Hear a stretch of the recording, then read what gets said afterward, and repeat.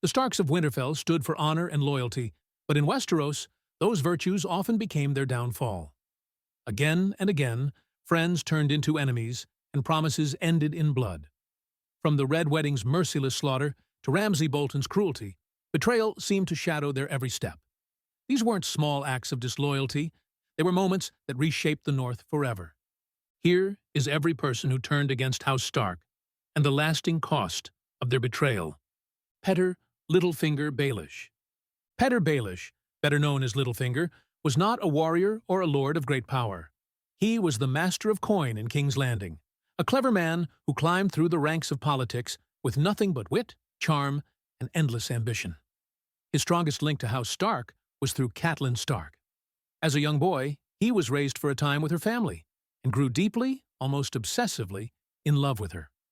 When Catelyn later married Ned Stark, Littlefinger never let go of that bitterness and desire.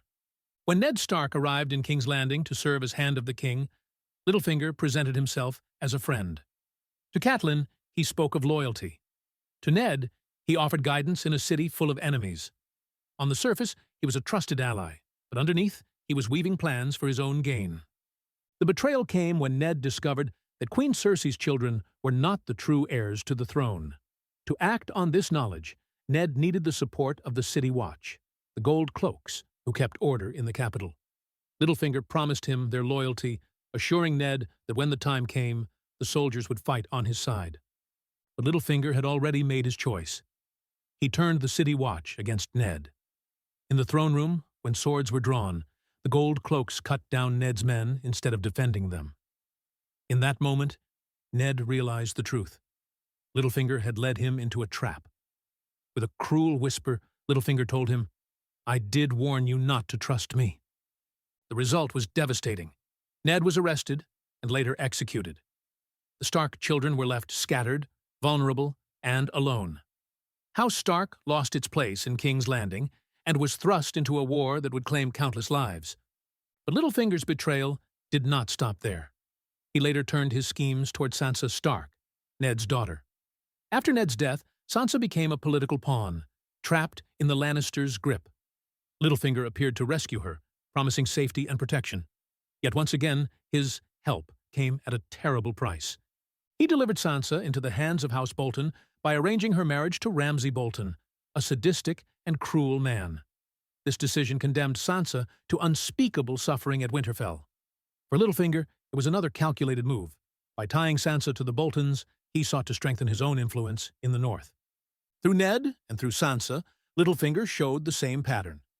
He pretended to be a savior, but each time he acted, the Starks paid the price. Janos Slynt, the City Watch turncoat. Janos Slynt was not a noble lord, nor a legendary knight. He came from humble beginnings, the son of a butcher in King's Landing, but clawed his way into power through loyalty to the crown and ruthless self-interest. By the time Ned Stark arrived in the capital, Janos held the title of commander of the City Watch, the Gold Cloaks, the largest armed force inside King's Landing. This made him a man of great importance. For Ned Stark, who had only a handful of northern guards with him in the capital, the loyalty of the City Watch was the difference between life and death. When Ned uncovered the truth about Queen Cersei's children, he planned to act honorably. Robert was dead, and Ned wanted to secure the throne for the rightful heir, Stannis Baratheon. But he could not do it alone. He needed soldiers to enforce his claim. That's where Janos Slynt came in. Ned, trusting in the supposed neutrality of the City Watch, sought Slynt's help. With Littlefinger whispering in his ear, he believed the gold cloaks would stand behind him when the time came.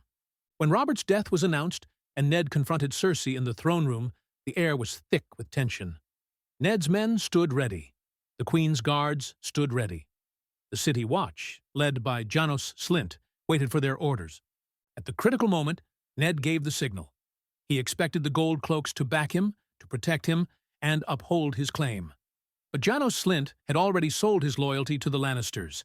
Instead of turning on Cersei's men, the gold cloaks turned their swords on Ned's. In an instant, the northern guards were cut down, surrounded, and outnumbered. Janos had been bought long before the throne room confrontation. With the encouragement of Littlefinger and the promises of Lannister gold, he had agreed to side with Cersei. By pretending loyalty to Ned, until the last possible moment, he ensured that the Starks walked blindly into a trap. He turned what should have been Ned's moment of victory into his downfall. For his betrayal, Janos Slynt was richly rewarded. The Lannisters raised him to Lord of Harrenhal, a reward far above his birth. But his story did not end there. Later, when Tyrion Lannister became Hand, he stripped Slynt of his titles and exiled him to the Wall. There, Slynt's arrogance and cowardice caught up with him. He clashed with Jon Snow, insulted him, and even refused a direct order. Jon, now Lord Commander, executed him with his own sword. Theon Greyjoy. Theon Greyjoy was not born a Stark, but for much of his life he lived among them. He was the son of Balon Greyjoy, Lord of the Iron Islands. After Balon led a failed rebellion against King Robert Baratheon, Theon was taken hostage and warred, raised in Winterfell under the care of Eddard Stark. It was both a punishment for Balon and a guarantee that the Ironborn would not rise again, for if they did, Theon's life could be forfeit. In Winterfell, Theon grew up alongside Robb Stark, and the two became close, more like brothers than friends. He hunted with the Starks, feasted with them, and was treated with respect and kindness. For all intents and purposes, Winterfell was his home. But deep inside, Theon never forgot who he really was: a Greyjoy. Theon fought beside Robb when the young wolf marched to war against the Lannisters. Robb trusted him so deeply that he sent Theon on a crucial mission to sail back to the Iron Islands and convince Balon Greyjoy to ally with the Starks in their fight. Robb believed Theon's father might stand with them if Theon himself delivered the message. That decision, born of brotherly trust, turned out to be Robb's greatest mistake. When Theon arrived in the Iron Islands, he was torn between two worlds. On one hand, there was Robb Stark, who treated him as a brother. On the other hand, there was his father, Balon, who sneered at his years spent in the north and demanded that Theon prove himself a true son of the Iron Islands. Theon made his choice. He abandoned Robb's cause and joined Balon's new rebellion. But worse, he decided to show his loyalty by striking the Starks themselves. He led a small force of Ironborn to capture Winterfell, the very home that had raised him. It was not a battle of honor. Winterfell was undefended at the time, and Theon took it with ease. Then, desperate to hold it, he committed an act that forever stained his name. When Bran and Rickon disappeared, he faked their deaths by murdering two innocent miller's boys, hanging their bodies for all to see, and claiming the Stark children were dead. For Theon, his betrayal did not bring him glory. He was despised by the Northerners, mistrusted by his own men, and eventually betrayed himself. The Ironborn abandoned him, and he was captured by Ramsay Snow, later Bolton. From there, his life descended into torment as Ramsay broke him physically and mentally, remaking him into the pitiful creature known as Reek. Roose Bolton. Roose Bolton's betrayal of the Starks is remembered as one of the coldest and most calculated acts of treachery in Westeros. Unlike Theon, who was driven by insecurity and a desperate need for belonging. He served as one of Robb Stark's bannermen during the War of the Five Kings, outwardly loyal while secretly plotting his rise. Roose first gained Robb's trust during the Northern Campaign. He commanded men in several key battles, most notably at the Green Fork, where his forces engaged Tywin Lannister's army to allow Robb to strike a decisive blow at Jaime Lannister. On the surface, this was proof of loyalty, but Bolton's true nature was already emerging. He instructed his soldiers to take prisoners rather than kill, ensuring that many highborn captives, including Jaime, fell under his custody. This gave him leverage to play both sides, feeding the illusion of loyalty to the Starks, while quietly keeping doors open to the Lannisters. The turning point came after Robb broke his marriage pact with House Frey by marrying Talisa.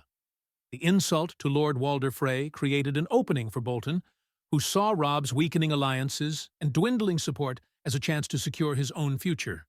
While Robb remained committed to his cause, Bolton began making secret arrangements with Tywin Lannister. Tywin promised Bolton the wardenship of the North if he turned against the Starks and helped deliver their destruction. For Roose, it was not a matter of honor, but survival and advancement. Aligning with the Lannisters meant choosing the winning side. The culmination of this betrayal was the Red Wedding, one of the most infamous massacres in Westerosi history. As the Starks celebrated, the marriage meant to mend the alliance with House Frey. Bolton sat at the feast as a guest and supposed ally. Then, when the slaughter began, he personally drove the final blade into Robb Stark, whispering, The Lannisters send their regards, as he killed the king in the north. It was a moment that not only ended Robb's rebellion, but also shattered the Stark family's power in the realm. Afterward, Bolton was rewarded with exactly what he sought. He was named Warden of the North by the Lannisters. Yet his rise came at a terrible moral cost. The North despised him as a traitor, and his house was forever marked by dishonor. Walder Frey. Walder Frey was the head of House Frey, a large but long-dismissed family that held the strategically vital crossing known as the Twins. For decades, the Freys were seen as petty, ambitious, and opportunistic, with Walder himself earning the nickname the Late Lord Frey for always arriving last to battle.